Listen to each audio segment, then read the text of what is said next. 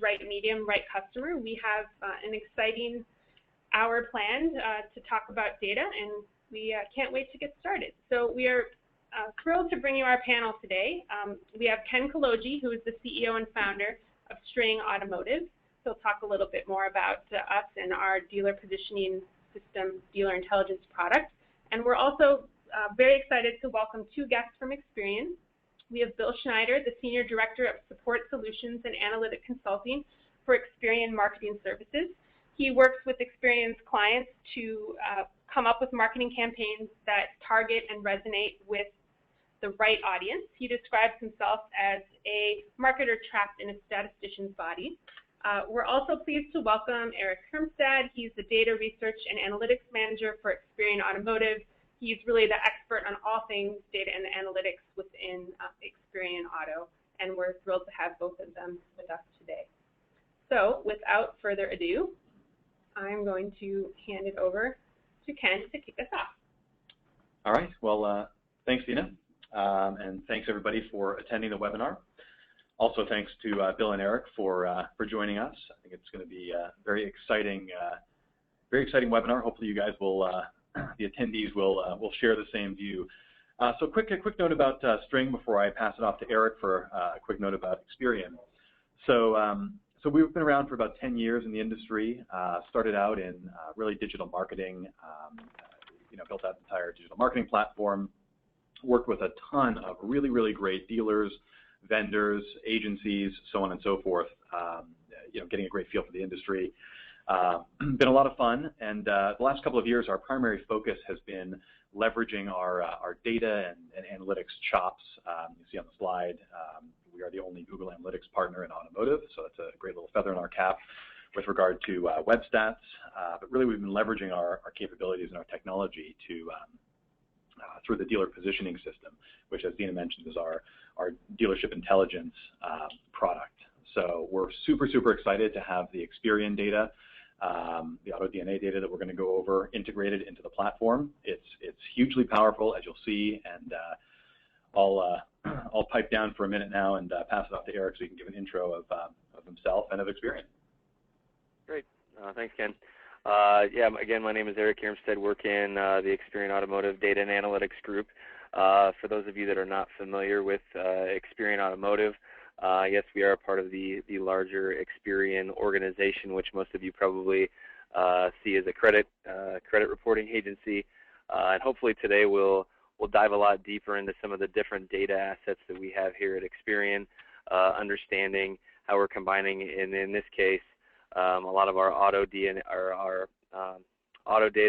with our consumer view marketing data, and really bring a nice big data solution to market and combine it with some of the really cool things that String is doing. So just very excited to be here, and we'll give it back to you, Ken. All right, thanks, Eric. And yeah, quick note, as Eric mentioned, ton of data that you might not be aware of in Experian Stable, and I have repeatedly referred to them as the non-governmental NSA. I love that. I mean, you guys have so much good data, and we're only going to cover a sliver of it, but should be very exciting. So, so getting into sort of framing the broader discussion here, if we think about a brand as as a promise that a company makes to a prospect or a consumer, with regard to their products or services, that they're going to be offered consistently and the same quality over and over again. We have a quote here coming up from Ashton Brown. In a market like Atlanta, where it's hugely competitive, Georgia has some pretty stringent consumer protection laws. So it's not just enough to have that brand promise.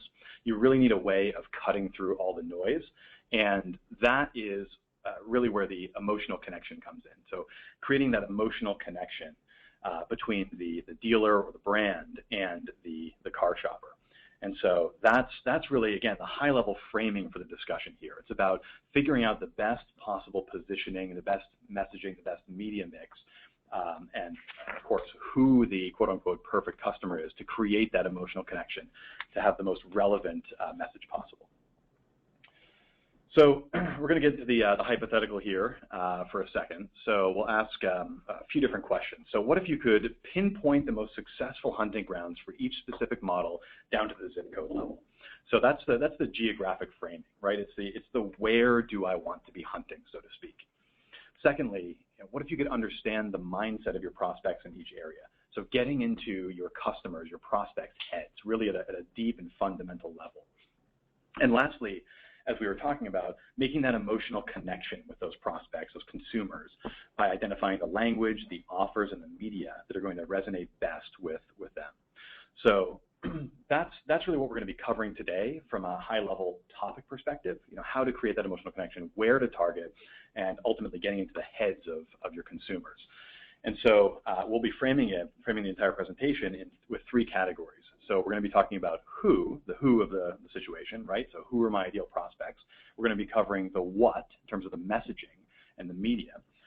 What should I be talking to them about? And ultimately, as we just said, where can I find them? So we'll tie it all together at the end of the presentation with a comprehensive example, but we'll go phase by phase, so to speak, through the presentation. We'll start with the who, and be able to really give you guys deep insight into how we can funnel down from this big, broad, shall we say, faceless and almost shapeless audience, and really get down to the perfect customer that we want to be targeting. So, so with that, I'll hand it over to describe the who. Of course, we're not talking about the band. To Eric and Bill. So, guys, if you want to take it away. Yeah, great. Thanks. So essentially what we'll talk about here really fast is basically what AutoDNA is. And essentially in Experian Automotive, we pride ourselves on basically our MVP focus, which is basically market, vehicles, and people. And what we've done with DNA is really brought all three of those things into one solution. So what DNA essentially is doing is helping clients and partners like String help to understand not only the market, which is very much there, and that's starting with the vehicle registration data. This AutoDNA solution is a file that's created every month. It's got every single new vehicle purchase there. So when you start to think about, hey, what can we do with this? What can we learn and understand? It's understanding the complete market from a new vehicle standpoint, what's selling and where it's selling. Then you get into the vehicle side of things, which is also there. And this really only touches briefly on the surface in terms of what Experian Automotive can bring to the table. But here we get into year, make, model, what type of vehicle was purchased. Was it a minivan? Was it an SUV? Was it purchased? Was it leased? And where was that vehicle sold at? All the way down to the zip code level. And the beauty of this is it's all there at a household level. So when you start taking that market and vehicle view, now you take it down to a household level to try and understand who the people are that are actually buying these vehicles. You've got the complete picture, so you can see exactly what's going on and who's doing it. And I'm not going to touch too much on the people side of things. I'll give it over to Bill here in just a second and let him dive deeper into that. But we're talking about essentially hundreds of demographics and behaviors on all of these different consumers. So it's a very, very nice, complete picture in terms of what's happening in the marketplace today.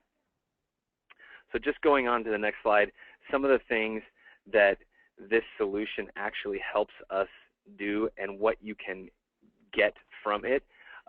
Really cool things, starting with just very high-level market share, down to a segment level, down to a make model level, potentially even down to a zip code level. Whatever you're trying to do, that's what DNA is going to allow you to do because everything's there. The next thing, and that's where you start to get into some of the analytics side of things, is with loyalty and vehicle migration. So this is understanding not only what's being purchased today, because that's there in DNA, but what we also bring in there is up to 10 vehicles that each household has bought recently.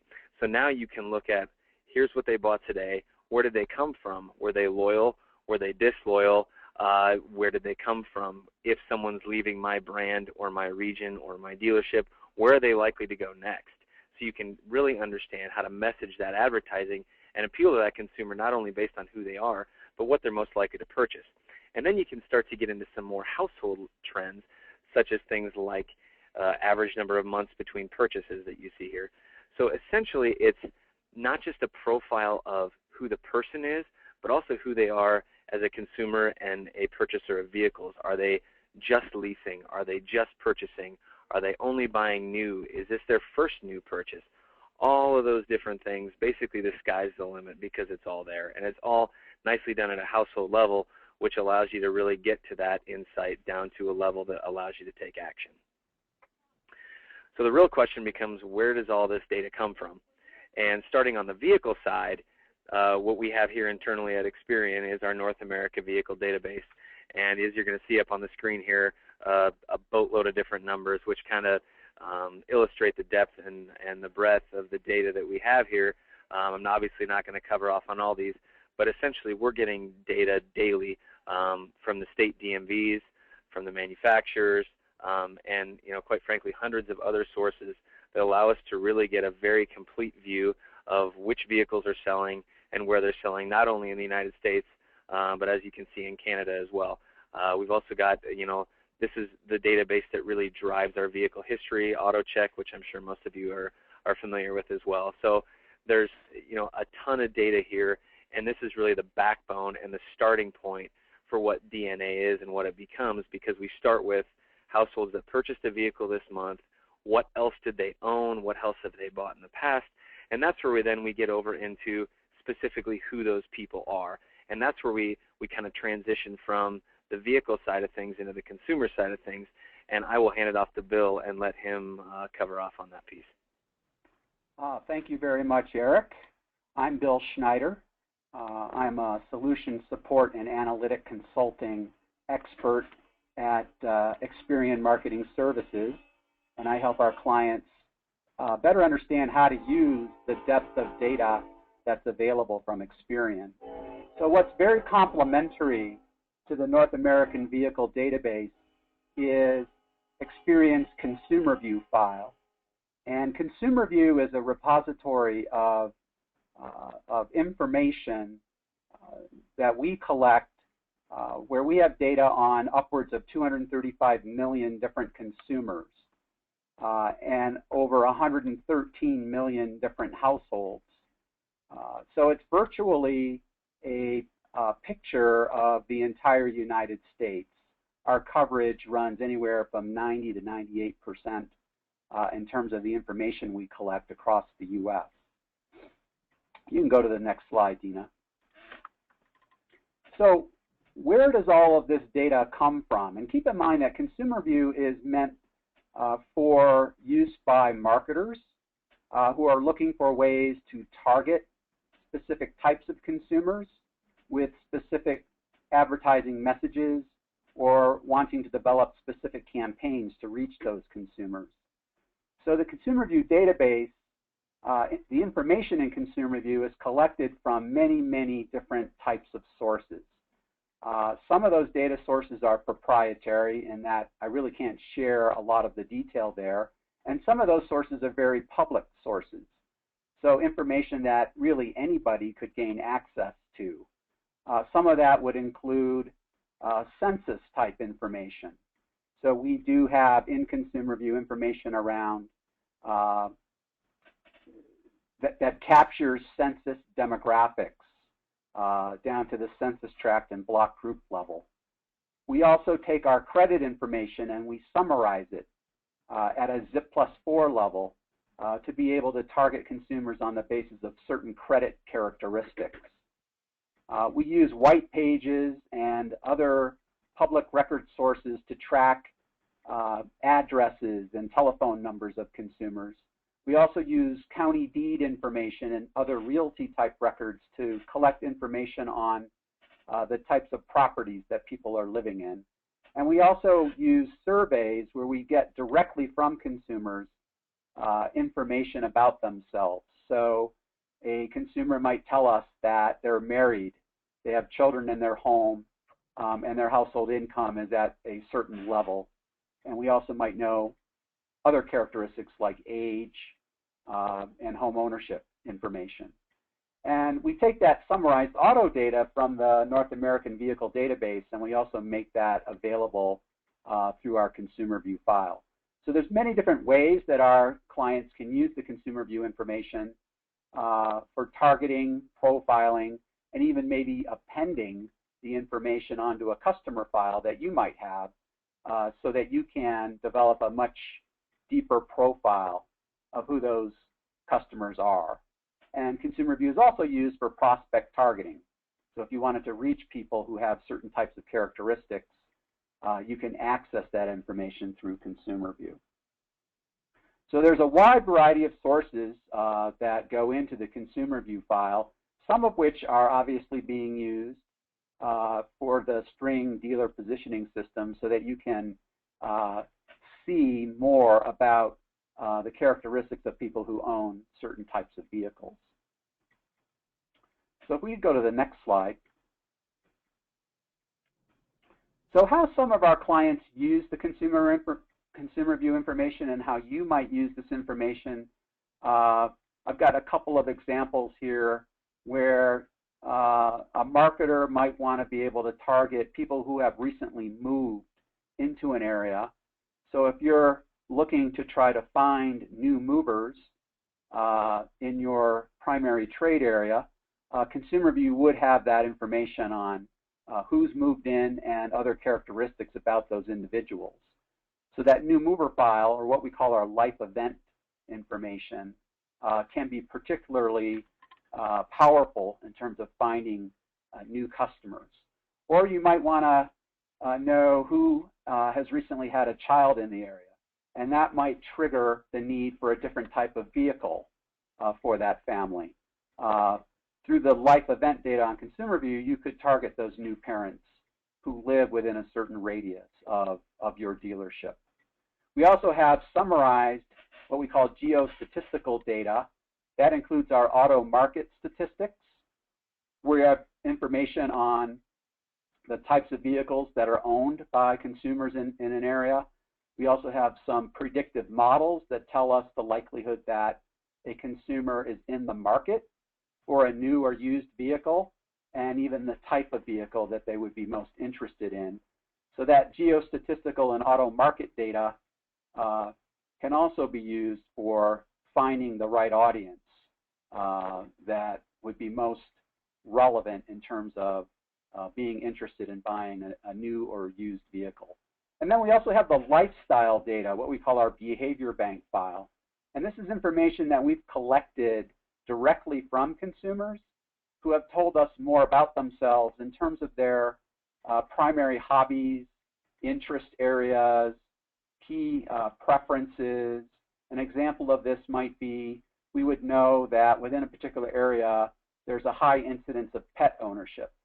And a dealership might then want to sponsor some type of event drawing on the fact that they know that there are a lot of families in their market area that either have dogs or are caring for cats, and maybe tying in some event or some sponsorship around that lifestyle activity. So that lifestyle information can be very powerful as well, because sometimes we tend to focus a little bit too much on the demographics and not enough on what people are doing and what really what their key interest areas are. All right, so we can advance to the next slide. One part of consumer view also is our Mosaic lifestyle segmentation solution. And Mosaic is a segmentation product that we've developed using data from our consumer view file. It incorporates a lot of the type of data that I've already described. And it breaks the US population down into 71 different market segments.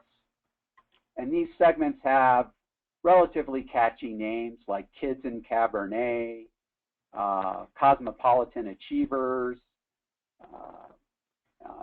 memorable names that allow you to have some idea of what that audience might look like. And we've developed very detailed profiles around each of the Mosaic segments so that if you wanted to develop a campaign that targeted a specific segment, you would know to emphasize certain aspects that are most likely to resonate with that consumer. So for instance, the kids in Cabernet segment might be more interested in an upscale luxury vehicle.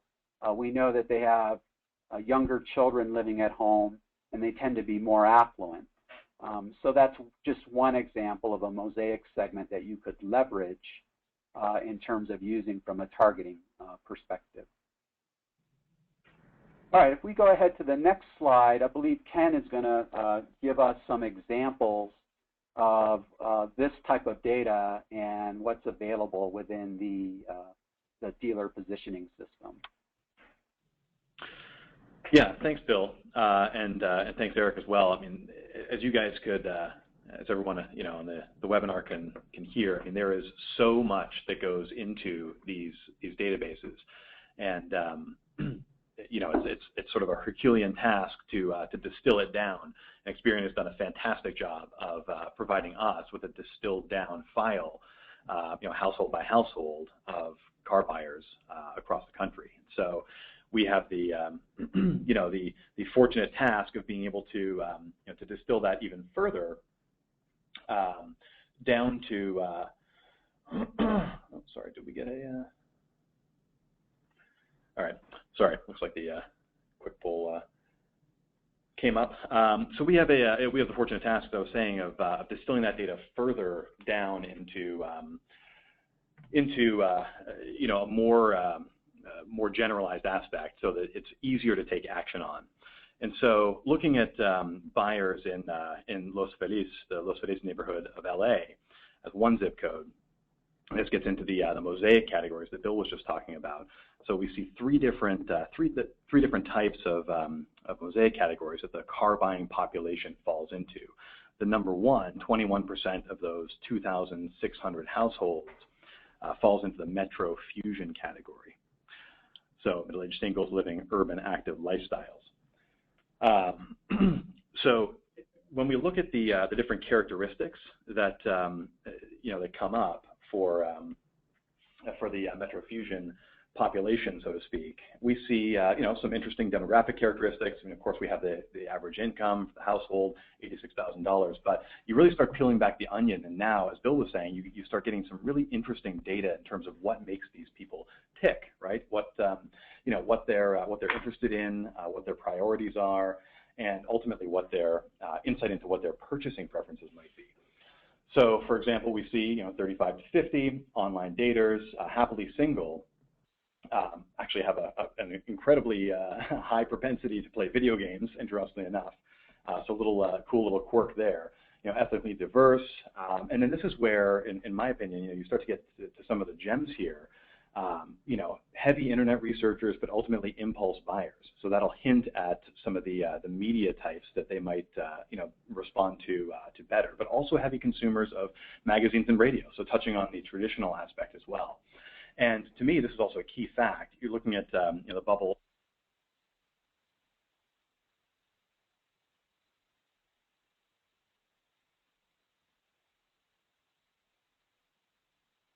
If you're trying to mine, if you're a dealer trying to mine your customer database in your CRM system or your DMS, better to sanitize or cleanse that data a little more frequently, since this category of people is pretty mobile.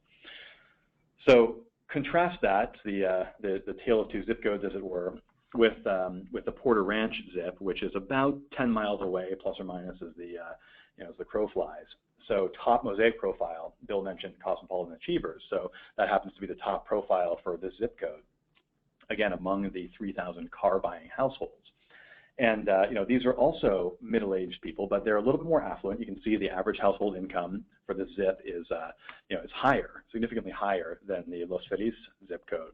And when you start to look at the characteristics, the bubbles, as it were, you see that because of their affluence, they are a little bit more prone to, I don't want to say being flashy, that's not the right word, but looking more at foreign vehicles, luxury sedans, SUVs, sports cars, so on and so forth. Money is more of a barometer of their success, but they're also, in contrast to the Metro Fusion category, the cosmopolitan achievers are also much more grounded.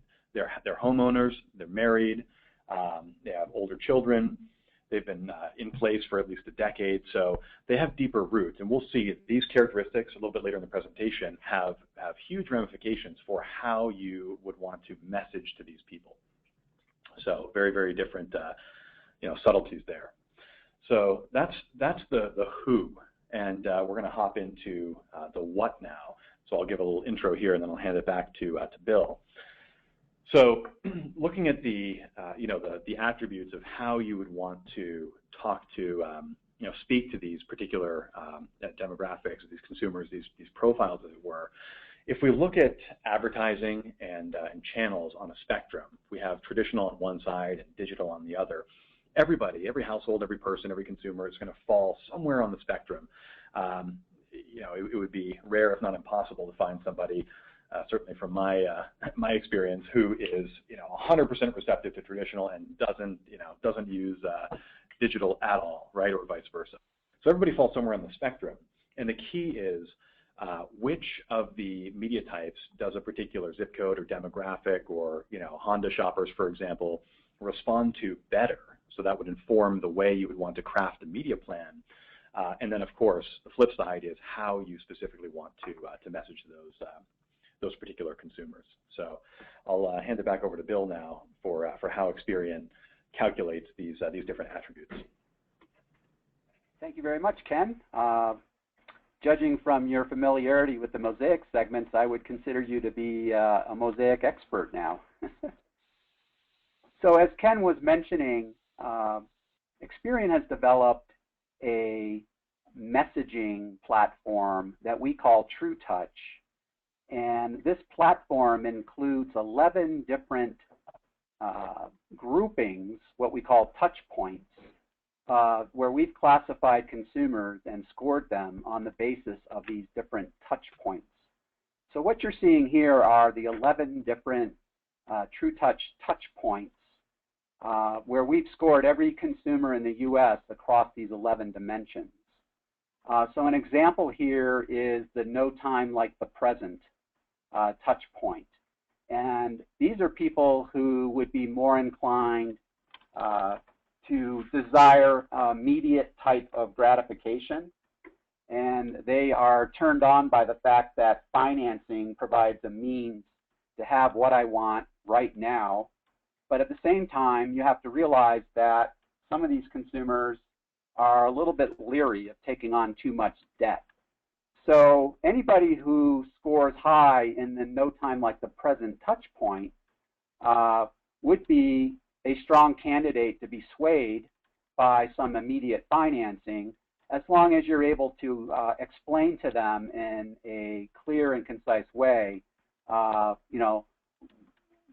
what the ramifications are for taking on that debt. So they do tend to be a little bit younger.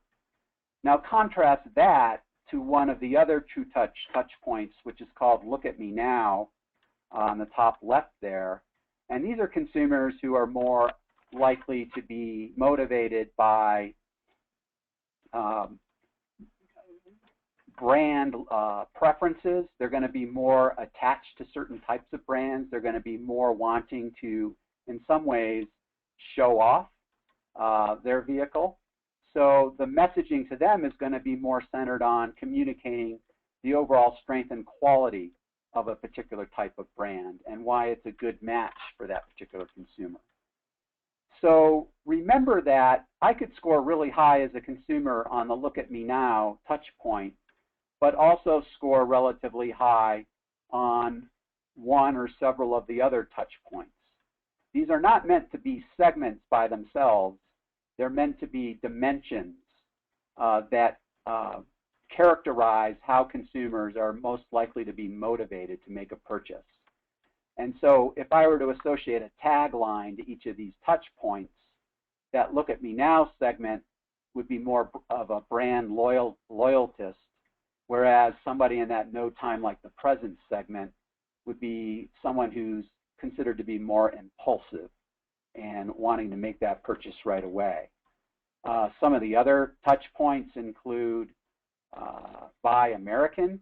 So these are people that tend to be older, who are driven by that American-made message they would be more inclined to buy domestic type vehicles versus a foreign vehicle.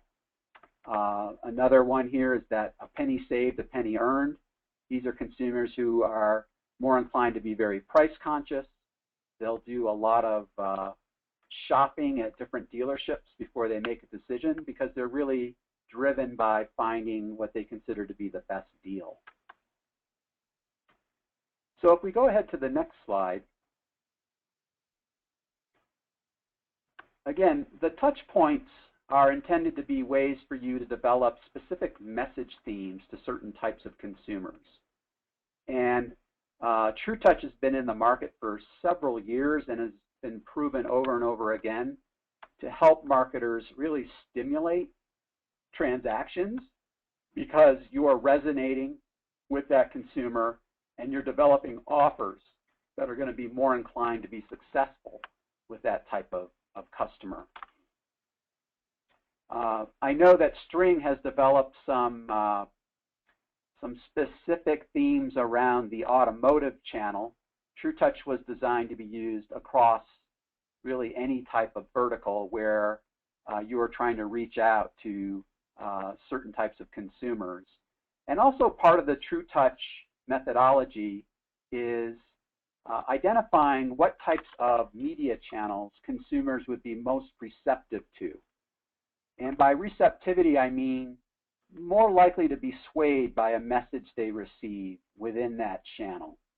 And we break that down into kind of the direct or more traditional types of channels, newspaper, radio, TV, direct mail, and also more recent digital type channels, including email. Display advertising is something that we're adding to the touchpoint methodology. Mobile advertising is another area where we're making some additions to the TrueTouch methodology. So we will soon be offering information about receptivity to mobile advertising, display advertising, and things that are more digitally oriented. And so the idea, again, is for you to be able to identify the right customer and then message to them with a relevant offer in the proper channel.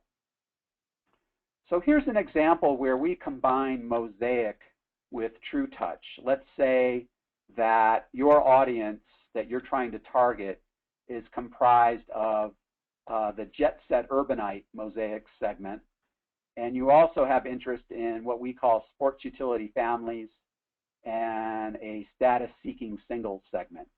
So let's say that the majority of consumers in your dealership trade area fall into one of these three different segments. Well, that's really good to know, but what if you could also attach the proper offer, the proper message to that targeted campaign? So, for instance, with the Jet Set Urbanites, you might find that several of them score very high in the Look at Me Now TrueTouch touch point.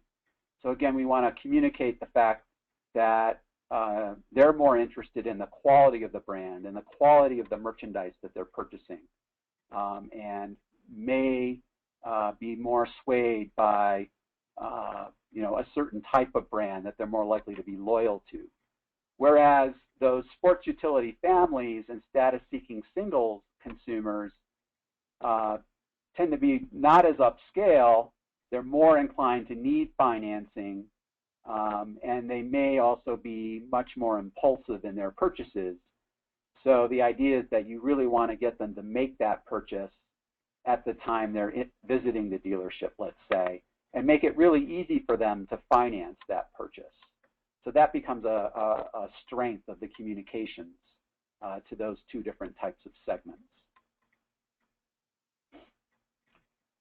Another example in how you want to craft the message using TrueTouch is here we see two different consumers who share very, very similar demographics and may live in the same market. Both are female, both are relatively young. They live in an urban or metropolitan area. They're college educated, and they're both single. So from a demographic point of view, they look very much the same, and a lot of your targeting would you would be interested in targeting both of these consumers, but you may also be messaging to them exactly the same. But with TrueTouch, you might learn that the consumer on the left falls into the look at me now touch point, and again, that strength and quality of brand becomes much more important to her, whereas the consumer on the right falls into the stop and smell the roses TrueTouch touch point. So she's more into the environment and healthy living, tends to be an outdoor enthusiast, and would be more likely to be swayed with a message that emphasizes that type of theme. So it's very different from a messaging point of view, although you're targeting really the same demographic. And that's what we're really trying to do with TrueTouch, is add that messaging dimension that a lot of marketers fail to recognize.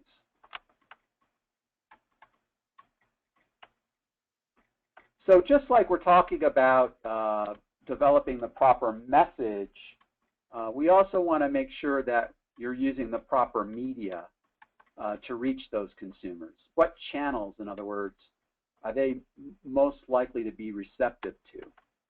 So TrueTouch includes ways for you to develop your campaigns and allocate your marketing resources around the proper channels.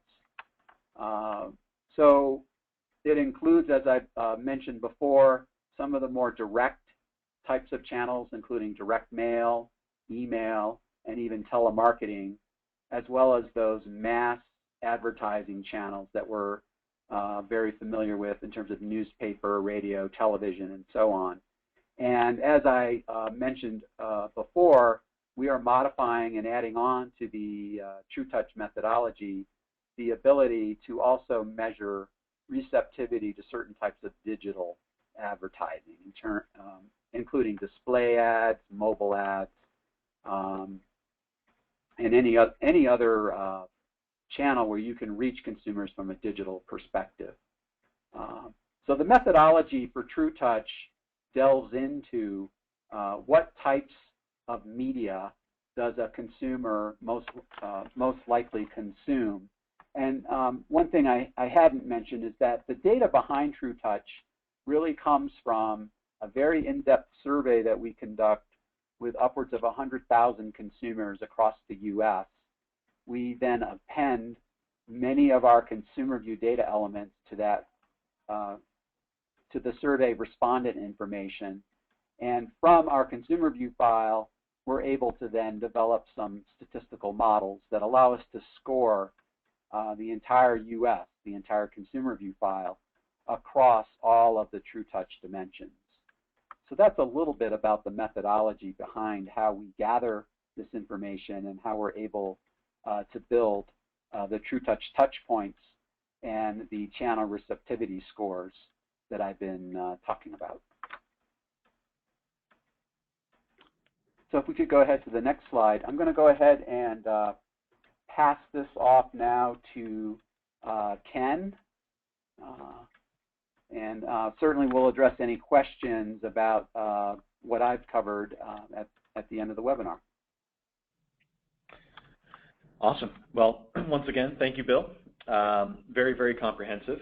And you know, I'll just take a couple of slides right now to show you, certainly not talk any more about how the data is sourced, since that's we got a good good explanation about that, and talk more about how we take that data that Bill was talking about and present it in context, specifically in our product. And so again, tons goes into it. So we're trying to simplify this as much as possible to almost a just the facts type display. And so you can see, taking into account our Los Feliz zip code in LA, you can see the little pop-up here that's to the left of the "What I Care About" arrow. We've expanded on that. So we're not just looking at the mosaic profiles. We're now taking all the additional TrueTouch information and including the channel receptivity, mass media, digital versus traditional, direct mail versus email, and also the messaging attributes. That all important, not just overall, what are these people like? What are their characteristics? But specifically, what have they signaled that they are interested in? Lifestyle choices, so on and so forth. And so, and Ken, if I could add a couple things here. Yeah.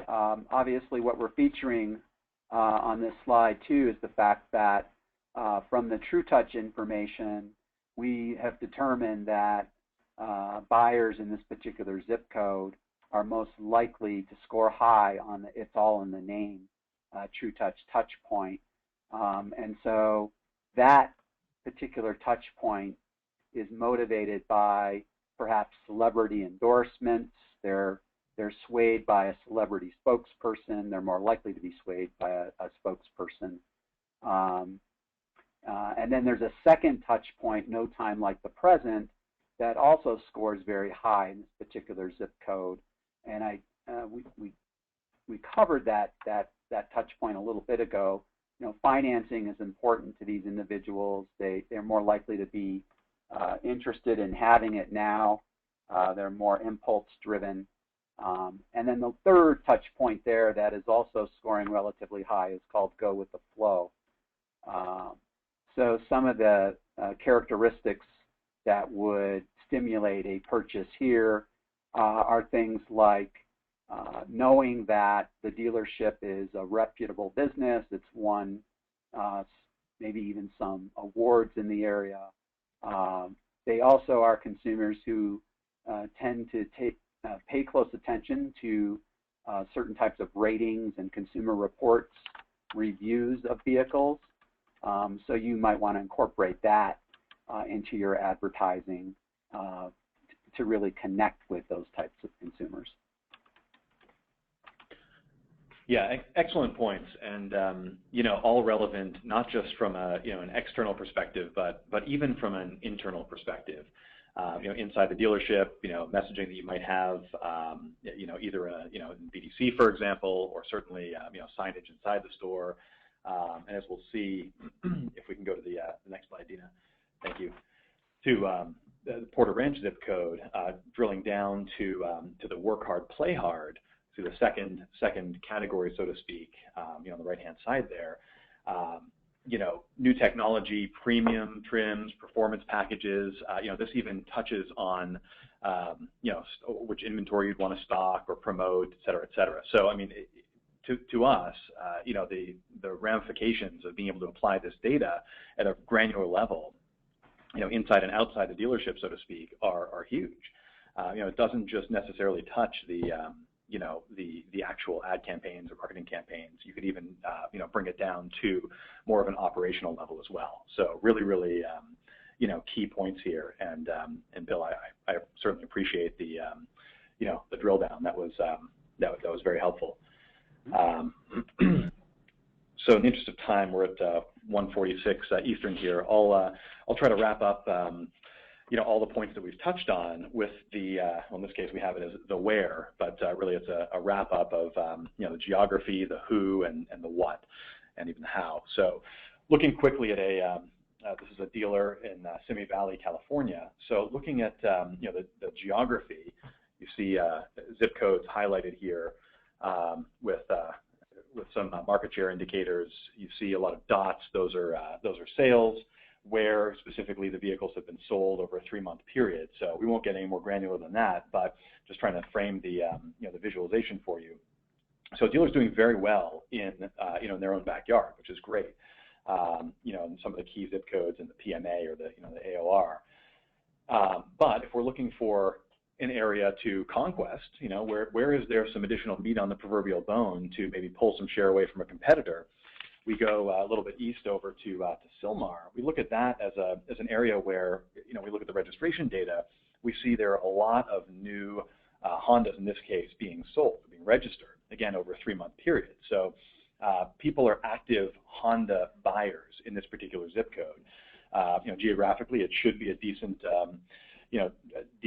drive over. There's a freeway that cuts right across, about 20 miles away. So, and the dealer has sold a couple of new Hondas into that zip code again over the last 3 months. So we've made the initial case for proximity, the fact that we can sell in there, and there's now again meat on the bone for to be able to take share away from a competitor. So a good opportunity for us to focus on. And when we drill in a little bit, when we look at the models that are registered, we see that Accords and Civics make up about 3/4 of those total registrations for the new Hondas. And so, that gives us a bit of a tip on which models we would want to focus our promotions on, our advertising on. And of course, now that we know the where, as we just discussed over the last 45 minutes, we want to figure out, well, who are we really trying to target, and how do we message them? What do we want to say to them? And so, skipping to the next slide here, when we drill into the zip code, we see that in terms of the Mosaic profile, there's steadfast conventionalists, so conventional Gen X families located in selected coastal city homes. So that's about 40% of the total makeup of car purchasing households, car leasing households. And you look at the media mix, we see a decent balance, traditional, digital, but when it comes to direct messaging, we see a heavy weighting toward direct mail. So again, informing the media mix that we want to use. And then we look over and we see a heavy weighting, heavy signaling toward the it's all in the name, excuse me, attribute there. And so, celebrity endorsements, Bill had touched on this earlier, style and design, right? So we're looking at Civics and Accords, we want to focus on the style and the design, and maybe offer some branded gifts or some swag to get them into the dealership. And couple that with looking at No Time Like the Present, that's the second highest signaled category there. And again, Bill had touched on this as well. Financing options, highlight the hassle-free purchase process, discounts and incentives. So key indicators, key sort of strategic gems of what you would want to specifically focus on when you're trying to get these people's attention. And quick note in terms of just the subtlety and the nuance between zip codes. We look two zip codes down, sort of a bordering zip code in Pacoima. And we see that we had the same steadfast conventionalist Mosaic profile, fewer households from an overall perspective, lower average household income, and we see a heavier weighting toward traditional as opposed to digital media. So and again, a subtle point. We're talking about zip codes that are only a few stone's throw apart from each other, but subtlety here in terms of how you would want to change your messaging, change your media mix, if possible, to have the most effective variation possible.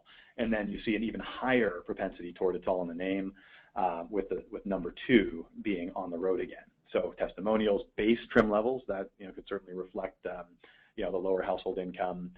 Simple value-focused messaging. So again, 2 zip codes, again, another tale of 2 zip codes, very, very similar from a geographic perspective and even from a Mosaic perspective. But when you start peeling back the onion, to Bill's point, the devil is in the details, and you want as much visibility as possible. That's where things start to get really, really interesting, and that's where you can save yourself a lot of time, money, and certainly energy, heartache, if you will, and what could mean potentially the difference between a successful campaign and an unsuccessful one. So last slide here before I hand it back to Dina to moderate any questions. We took a little, our designer took a little creative license here, and we took a look into the future, a little crystal ball, and we said, okay, well, working with that digital traditional spectrum, and as Bill said, Experian continues to add to that, add more subtlety, add more data points, which is very exciting. How might this look in terms of a heat map for a metro area? In this case, we're looking at Boston. This is, again, fabricated data. We're just showing, how things could look. And so if, darker orange or darker yellow is more digitally weighted, the zips that are more digitally weighted, we could see that, for example, we would want to use more, digital, more targeting, advertising media in metro areas, whereas in the outlying suburbs and potentially some of the southern more zip codes, we would want more of a traditional media mix. So anyway, just a little glimpse into the future of where we see things developing, and all in the interest of, again, trying to get to that core concept of making it as easy as possible to find the right customers, not just from a geographic perspective, but also from a profiling perspective, and hit them with that emotional connection, that really relevant messaging. So I'll hand it over to Dina now. Thanks everybody for listening, and see if we can take some questions. Absolutely. If you would have a question for Ken, Eric, or Bill, feel free to type it in to the question box, and we will have them field that. It could be anything about the methodology of how the data is collected to how you might be able to visualize that data and act on it. So we'll go ahead and give a minute for you to enter questions. And I have one here. Let's see, it looks like this one would probably be best for Ken. It says, I see that you can drill down to a model level. Do you have a view into competitive makes? So that's actually an excellent question. In the application that we have in the DPS, there is a way to, well, actually let me back up a sec. So, you know, as Bill and Eric mentioned, they have visibility, Experian has visibility into the entire country, and we're fortunate enough to have that same level of visibility, you know, household by household, zip by zip across the entire country. And so that also combines you know, vehicle registration data, as they mentioned. So yes, we have the ability to drill in, look at competitive makes.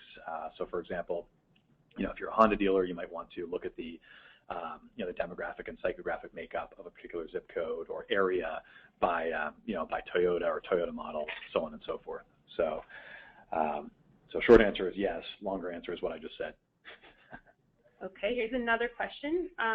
It might be difficult to advertise on a zip code level. Could you select several zip codes and combine the overall Experian data, I guess, for more of a regional type of approach? Yeah, so why don't I answer that very quickly, and then I can throw it over to Eric and Bill, because I know we have had some conversations about that sort of a use case. So first of all, I'd say that, you know, in terms of digital advertising, traditional, absolutely, it's you know, a lot harder, you know, from a mass media perspective to hit those you know, those zip by zip areas. From a digital perspective, you know, looking at PPC, you know, that's what it's effectively meant for, and certainly from a direct mail perspective, direct email, so on and so forth. So so I would say that you know, it's not necessarily a, you know, throw the baby out with the bathwater. We can't, you know, always target you know, zip by zip. There are definitely you know, media that you can use to do so. And in terms of being able to use the data at a, you know, more of a regional level, I'll throw that over to Eric and Bill in terms of how the you know, how the profiling would work and how you would sort of aggregate that up.